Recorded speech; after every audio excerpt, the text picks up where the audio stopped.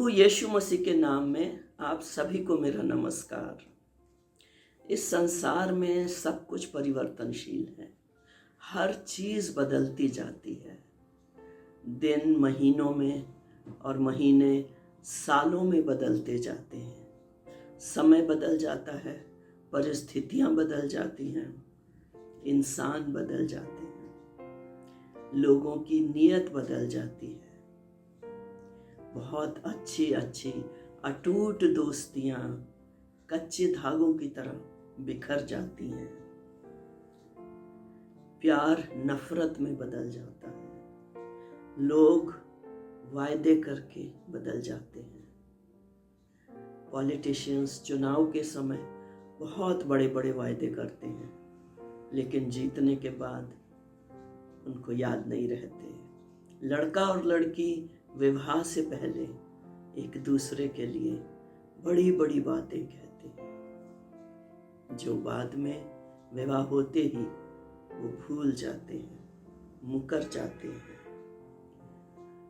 दुकानदार, कंपनीज वाले, service providers अपनी अपनी चीज़ों, अपने अपने प्रोडक्ट्स और सर्विसेज पर बहुत बड़े बड़े दावे करते हैं, लेकिन अक्सर ये होता है, कई बार ये होता है कि वो दावे खरे नहीं उतरते। इस संसार में जबकि सब कुछ बदलने वाला है, क्या कोई ऐसा है जो समान हो, निरंतर एक जैसा हो, स्थिर हो, स्थायी हो, परमानेंट हो, कांस्टेंट हो? बाइबल बताती है कि हमारा परमेश्वर ऐसा है जो निरंतर एक जैसा है, कांस्टेंट है, स्थिर है, स्थायी है और कभी ना बदलने वाला है, क्योंकि वो विश्वास योग्य परमेश्वर है। और यही हमारे आज के मनन का विषय है कि परमेश्वर विश्वास योग्य है। इस मनन में हम देखेंगे कि विश्वास योग्यता क्या होती है, क्या अर्थ है उसका, और परमेश्वर किन किन बातों में विश्वास योग्य है।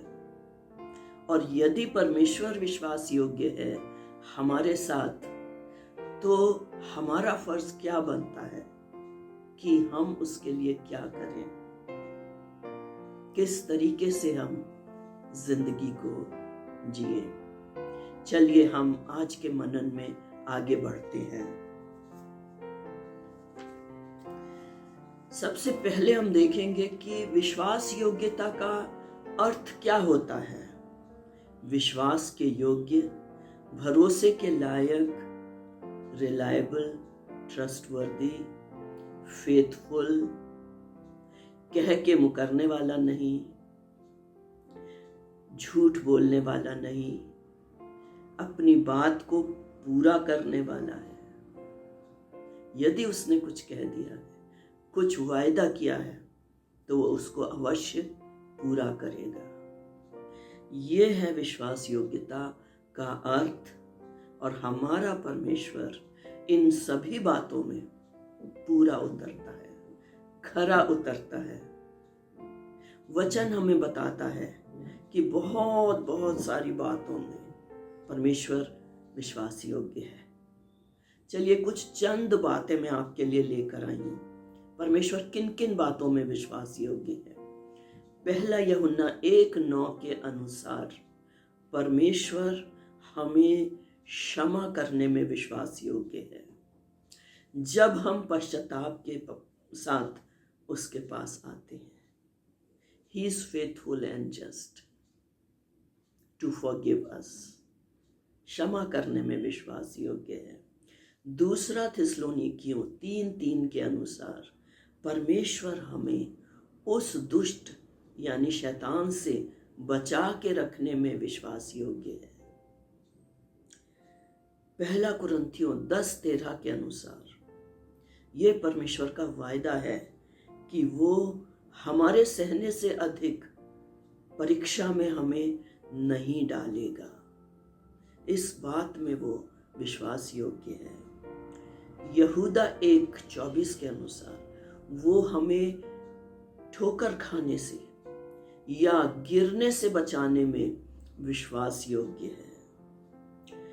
फिलिपियों 4:19 के अनुसार वो हमारी हर घटी को पूरा करने में विश्वास योग्य है। और रोमियो 8:28 के अनुसार वो हमारे लिए सब बातों में से मिलकर भलाई ही को उत्पन्न करने में विश्वास योग्य है। दूसरा कुरिन्थी 1:20 के अनुसार वो अपनी हर प्रतिज्ञा पूरी करने में विश्वास योग्य है। परमेश्वर की हर प्रतिज्ञा प्रभु यीशु मसीह में हाँ और आमीन है। और सबसे सुंदर महत्वपूर्ण बात फिलिपियों 1:6 के अनुसार जो अच्छा कार्य उसने हम में शुरू किया है उसको वो पूरा करने में विश्वास योग्य है। इसके अलावा भी बहुत सारी बातें वचन कहता है जिनमें परमेश्वर विश्वास योग्य है और हम उसकी विश्वास योग्यता को देख सकते हैं, अनुभव द्वारा जान सकते हैं। चलिए हम आगे बढ़ते हैं। चूंकि परमेश्वर विश्वास योग्य है तो अब वो हमसे क्या कह रहा है, क्या चाहता है, हमारा फर्ज क्या है। उसके लिए हमारा आज का बाइबल वचन है इब्रानियों की पत्री 10 अध्याय और उसका 23 पद। इब्रानियों 10 और 23 इस प्रकार से लिखा है कि आओ हम अपनी आशा के अंगीकार को दृढ़ता से थामे रहें, क्योंकि जिसने प्रतिज्ञा की वो विश्वास योग्य है। Let us hold without wavering to the hope we profess, for he who promised is faithful. इस पद को हम छोटे छोटे खंडों में बांटकर इसके अर्थ को समझेंगे। आओ, इब्रानियों का लेखक आह्वान दे रहा है समस्त विश्वासियों को, समस्त मसीहियों को, संसार के सब मसीहियों के लिए ये बुलावा है, क्योंकि मसीही एक समुदाय है, परमेश्वर प्रभु यीशु मसीह की देह है, इसमें बहुत सारे लोग शामिल हैं। तो लेखक कह रहा है, सबको कह रहा है आओ। आगे वो कह रहा है कि हम अपनी आशा के अंगीकार को, क्या है हमारी आशा का अंगीकार? जब हमने प्रभु यीशु मसीह पर विश्वास किया था, हमने प्रभु को अपना जीवन सौंपा था, उद्धार पाया था, उस वक्त हमने क्या अंगीकार किया था, किन किन बातों पर विश्वास किया था, और उसी में हमारी आशा छिपी हुई है। वो है हमारी आशा का अंगीकार। और क्या क्या बातें हैं इसमें कि प्रभु यीशु मसीह मेरे लिए मारा गया, गाड़ा गया और तीसरे दिन जी उठा। प्रभु यीशु मसीह आज जीवित है और वो मुझे लेने के लिए आने वाला है। प्रभु के पास मेरे लिए एक स्थान है, स्वर्ग में मेरे लिए एक स्थान है जो सिर्फ मेरे लिए है। स्वर्ग में एक सिंहासन है जिस पर सिर्फ मैं ही बैठूंगा। एक मुकुट है जो केवल मेरे सिर में ही फिट होगा। और इस संसार के कष्ट और क्लेश, हमारे सब दुख प्रभु यीशु मसीह एक दिन समाप्त कर देगा, जब नया आकाश और नई पृथ्वी को वो बनाएगा। लिखा है, हमारी आंखों से हर आंसू प्रभु पोंछ देगा। फिर बीमारी नहीं होगी, मृत्यु नहीं होगी, शोक नहीं होगी। ये है हमारी आशा का अंगीकार, हमारा विश्वास वचन, हमारा विश्वास वचन जिसको हम पूरे दिल से मानते हैं और उसी में हमारे लिए आने वाले जीवन के लिए आशा छिपी हुई है। और ये भी कि प्रभु यीशु के लोग कभी नाश ना होंगे, मृत्यु उनका अंत नहीं है, वो हमेशा हमेशा प्रभु के साथ जीवित रहेंगे, क्योंकि वो उनको हमेशा की जिंदगी देता है। हमारी आशा का अंगीकार। आगे लेखक कहता है कि इसको हमें दृढ़ता से थामे रहना है। दृढ़ता का क्या मतलब होता है? कस के पकड़ के रखना है, मजबूती से पकड़ के रखना है। किस चीज को हम मजबूती से पकड़ के रखते हैं? किस चीज को हम बहुत ही कस के पक्के हाथों से पकड़ के रखते हैं? जिस चीज के छिन जाने का या खो जाने का या चोरी हो जाने का खतरा होता है, उस चीज को हम बड़ी मजबूती से, हिफाजत से, सिक्योरली पकड़ के रखते हैं। कीमती चीजों को, पैसे को और इसी तरह की और चीजों को। आपको मैं एक उदाहरण देती हूँ। मान लीजिए हम बैंक में से बहुत सा पैसा निकाल के ला रहे हैं या कुछ सोने के गहने निकाल के ला रहे हैं और हमें एक बहुत भीड़ वाले एरिया में से गुजरना है, तो हम उसको कैसे लेकर आएंगे? हम उसको बहुत ही सुरक्षा से, मजबूती से एक बैग में, थैले में, कपड़े में लपेटेंगे और फिर उसको बहुत ही हिफाजत से कस के अपने दिल के करीब उसको रख के उसको लेकर आएंगे। ये अर्थ है यहाँ पर दृढ़ता से थामे रहने का। ऐसा क्यों कहा गया है? क्योंकि हमारा शत्रु इस ताक में रहता है कि उसको हमारे हाथ से छीन ले। शैतान, शरीर और संसार, ये हमारे शत्रु हैं और ये हमारे ऊपर हमले करते रहते हैं। अपने वार, अपने तीर हमारे ऊपर फेंकते रहते हैं। किसी तरह हमारी आशा का अंगीकार हल्का हो जाए, हमसे छूट जाए, हमारी पकड़ ढीली पड़ जाए।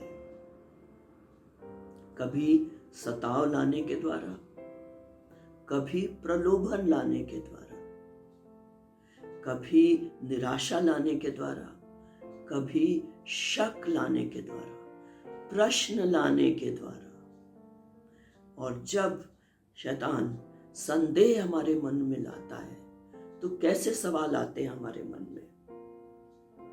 यदि परमेश्वर मेरे साथ होता तो मैं ऐसे संकट में नहीं होता। यदि परमेश्वर मुझे प्रेम करता तो ये बीमारी मेरे ऊपर ना आती, ये तंगी मेरे ऊपर ना आती, ये सताव मेरे ऊपर नहीं आता। क्या सच में परमेश्वर मेरे साथ है? क्या सच में मैं उसकी संतान हूं? क्या सच में वो विश्वास योग्य है?